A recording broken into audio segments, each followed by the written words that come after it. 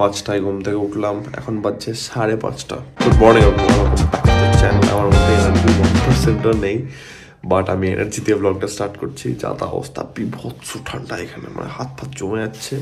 এটা লাগিয়ে বাইরে গেছিলাম, কারণ আমাদের খোলা বারান্দা, তোমরা জানো, প্রচণ্ড ঠান্ডা লাগছে। যা তা অবস্থা, বেরোচ্ছি। 5:30 বাজছে, 5:55 ট্রেন, 5:55 বেরোনো যাক বাড়ি থেকে। লেটস গো।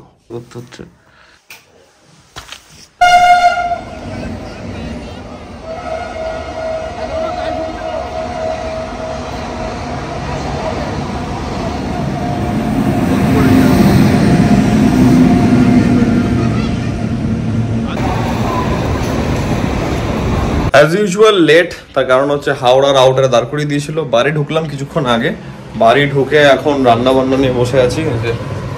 চলছে এখন আমার ডায়েটের চিকেন রান্না।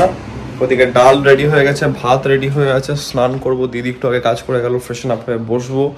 মানে সিরিয়াসলি ভাই বহুত চাপ যাচ্ছে। আর একটা ব্যাপার কি হয়েছে, মানে as soon as possible complete করি কাজগুলোকে। এই যে মাঝখানে আমি আবার ওয়াশিং মেশিন দিয়েছিলাম, সেটা এখন হলো, ওটাকে বার করতে হবে।